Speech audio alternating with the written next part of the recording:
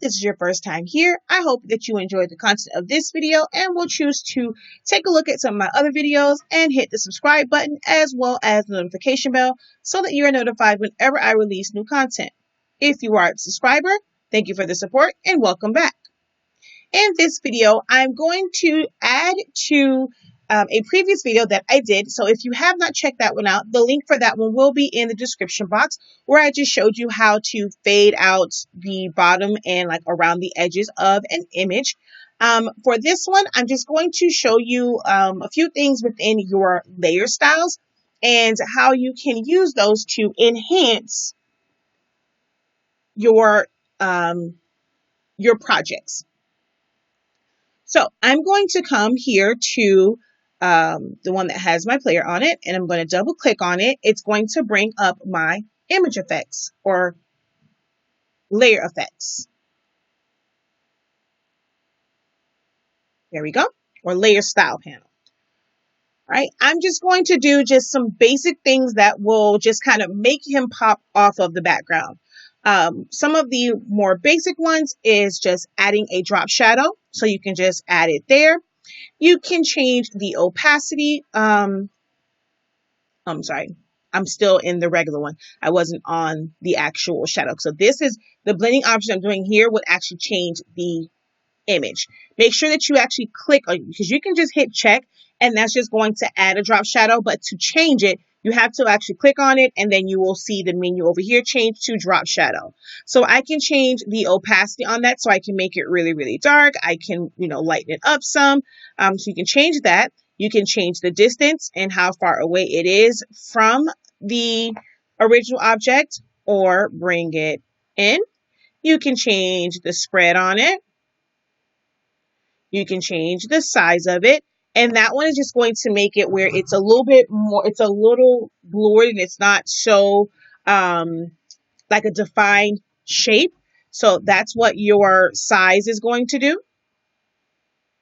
Okay, so you can add a drop shadow to that. I actually want this to kind of come, I want it to be like there.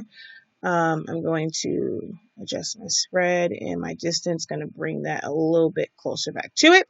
So that just adds some separation between that wallpaper or like that background image and the image on the foreground or the player in the front.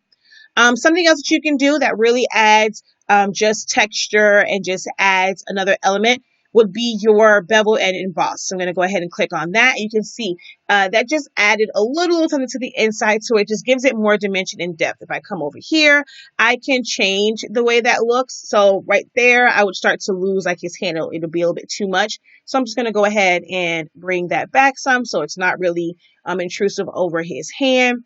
You can, again, with everything, you have different sizes that you can change. You can soften it up. You can make it where it's more defined. So many things that you can do. I really encourage you guys to play around with the different layer styles and just see what they do. Just take it doesn't hurt to just take the slider, take it up, pull it back, and just play around with it. I mean, you have so many different things that you can do. You can do an inner shadow. You can do an inner glow, right? So that adds a little element. You have a outer glow. Okay. And with that one, you can also change the spread on that. Also the size on it.